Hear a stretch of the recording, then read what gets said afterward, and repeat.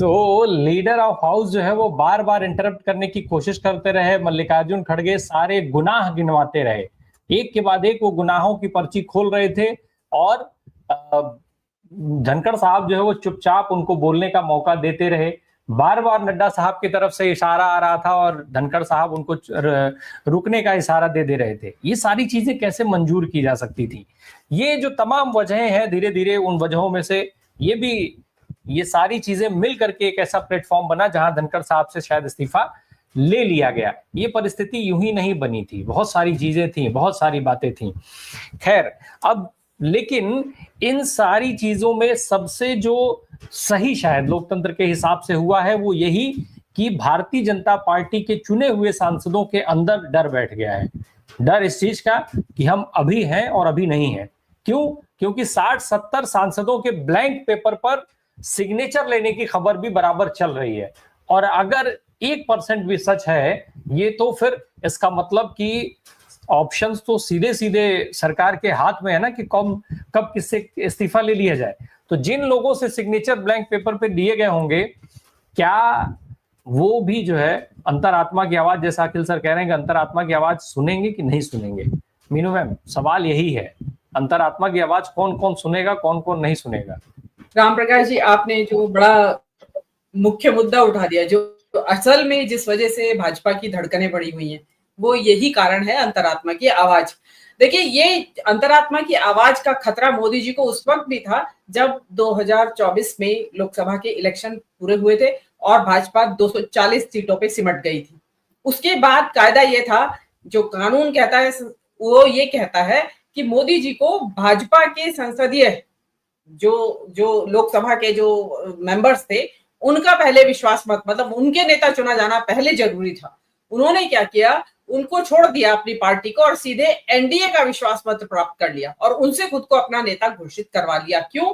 क्योंकि उनको खतरा था कि जो असंतुष्ट सदस्य हैं या जो संघ समर्थित संसद सदस्य हैं भाजपा के, वो कहीं मेरे खिलाफ खड़े ना हो जाएं या कोई नया लीडर प्लांट ना कर दें कि भाई हमारा लीडर ये है, हम इसको देंगे वोट। तो सीधे सीधे एक भाजपा की जो फूट है वो सामने नजर आ जाती। लेकिन अब ये फूट जो है, जो अंतरात्मा का बात आ रही है, वो फूट क्या अब उपराष्ट्रपति चुनाव में भी सामने आ सकती है?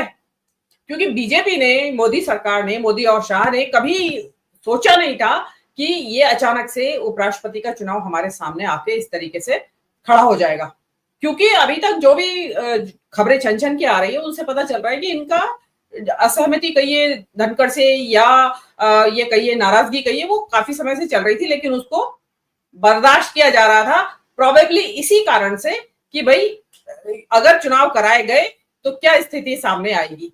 तो अभी जो ये बात आ रही है, जो आपने अभी बहुत लंबा चौड़ा आंकड़ा दिया है, तो उसके हिसाब से एनडीए की बैसाखी पे टिकी हुई ये सरकार है। अपने तो केवल 240 हैं और इनको, मोदी और शाह को ये भी भरोसा नहीं है कि इन 240 में भी ये 240 के 40 हमारे पक्ष में ही वोट डाल देंगे क्या या नहीं।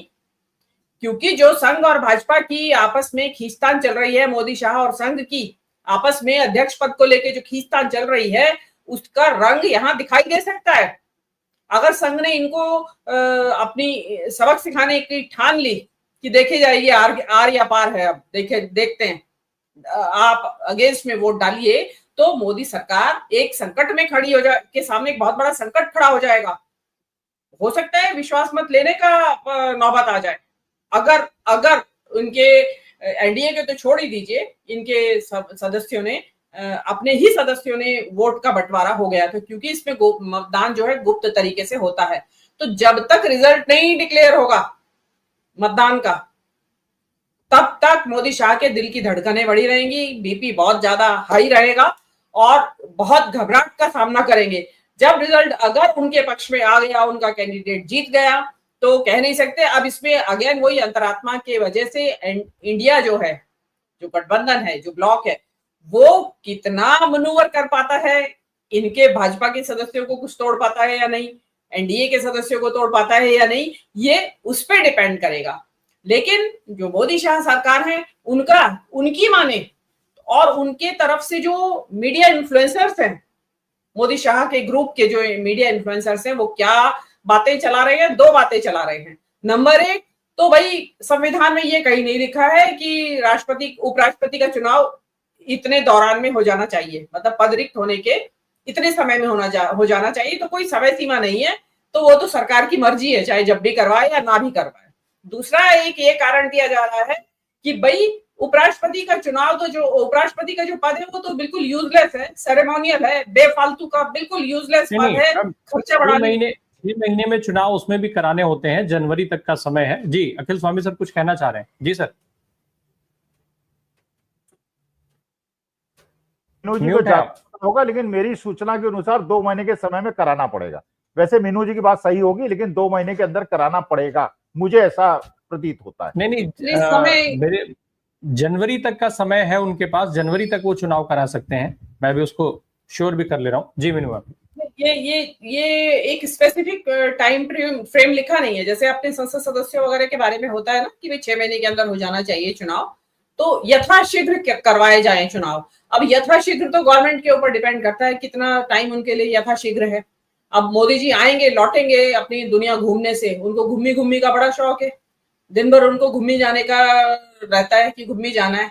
तो अभी घूमी गए हैं, घूमी करके आएंगे, तब मोदी जी बताएंगे कि भाई अब हम चुनाव करेंगे। लेकिन जो आपका सवाल है कि जो ये चुनाव है वो एक बहुत बड़ा सांसें धड़कने बढ़ाने वाला चुनाव है, और इसका जब तक रिजल्ट नहीं आ जाएगा, जब तक मोदी शाह की धड़कने इसी तरीके से बढ़ी रहेगी। जी मीनू मैम, ये जो परिस्थिति है, जो चीज जो सामने स्थिति बिल्कुल साफ साफ दिख रही है, भाजपा के लिए बहुत फेवरेबल दिख रही है क्या? जिस हिसाब से जितना दावा भाजपा करती है, नंबर्स का खेल देखें, हालांकि नंबर्स तो उनके पास है, लेकिन क्या वो कॉन्फिडेंस भी वास्तव में भाजपा के पास है जैसा अभी तक के चुनाव में रहा है?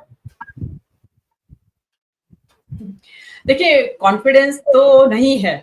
अगर कॉन्फिडेंस होता तो जो इलेक्शन के बाद ये जो इन्फ्लुएंसर्स के जरिए इधर उधर की बातें कहलवाई जा रही है पतली गली से निकलने की, कि जरूरी नहीं है, जल्दी नहीं है, तो उससे फिर एक बार फिर जो ये नया जो उन्होंने शिकूफा छोड़ा है कि कोई टाइम लिमिट नहीं है चुनाव करवाने के लिए, और दूसरे कि सेरेमोनियल पद है इसलिए इसको हटाया जाना चाहिए, जरूरी नहीं है उपराष्ट्रपति रखा जाए। उसके लिए साथ साथ ये भी उदाहरण दिया जाता है कि देखिए लोकसभा में उपाध्यक्ष का चुनाव नहीं हुआ है और बगैर उसके भी लोकसभा अच्छे से चल रही है। मतलब ऐसे जो सरकार के खर्चे हैं उसमें खाली एक यही खर्चा एडिशनल हो जाता है उपाध्यक्ष का, लोकसभा के उपाध्यक्ष का, कि इसलिए उसको खर्चा कम कर दिया है मोदी सरकार ने, तो वो उसके लिए बाकायदा वो दिया जा रहा है। और कुछ राज्यों के बारे में भी बताया गया है कि जो भाजपा शासित राज्य हैं उनमें भी विधानसभाओं में उपाध्यक्ष नहीं रखा गया है, तो वहां भी खर्चा बचाया है सरकार ने। तो ये क्योंकि बहुत कम खर्चीली सरकार है, बहुत कम खर्चा करती है, कोई विदेश यात्राओं पे या विदेशों में प्रतिनिधिमंडल वगैरह भेजने पे सरकार खर्चा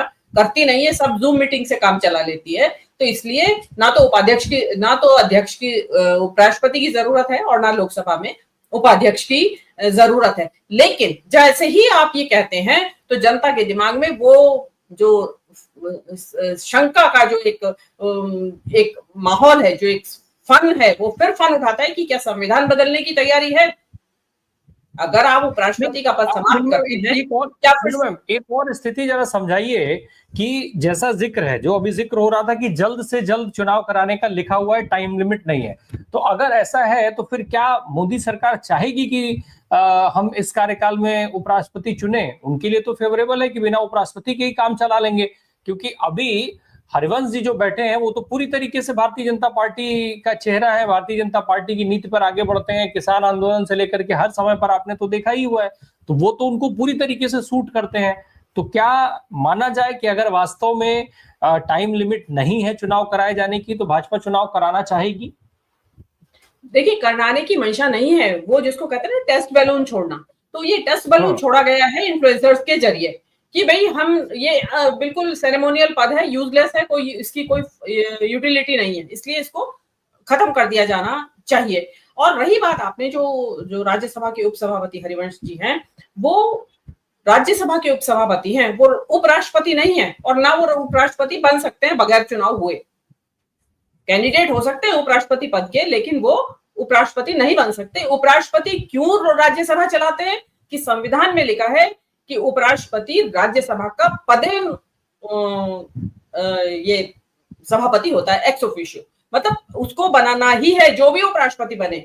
आज भले धनखड़ जी थे, कल कोई और भी हो सकते हैं, तो वो भी इसी तरीके से राज्यसभा चलाएंगे। लेकिन जो इतिहास बताता है राज्यसभा की कार्यवाही का, गतिविधियों का जो इतिहास बताता है, उसमें उपराष्ट्रपति इस तरीके से पूरे के पूरे सत्र के दौरान और पूरे के पूरे सत्र की पूरा ड्यूरिंग वन डे, एक दिन में पूरे अगर 8 घंटे चली है राज्यसभा, तो इस तरीके से कभी नहीं बैठते थे, यदा कदा आया करते थे। अगर आपको याद हो तो, अधिकतर कोई बहुत सारे दर्शक होंगे उनको याद होगा 2014 से पहले उपराष्ट्रपति इस तरह 24 घंटे कुर्सी के ऊपर पकड़ के नहीं बैठे रहते थे और 24 घंटे वो राज्यसभा की कार्यवाही को कंट्रोल नहीं करते थे। ये तो जगदीप धनखड़ जी ने, क्योंकि इनको जो बात आ रही है कि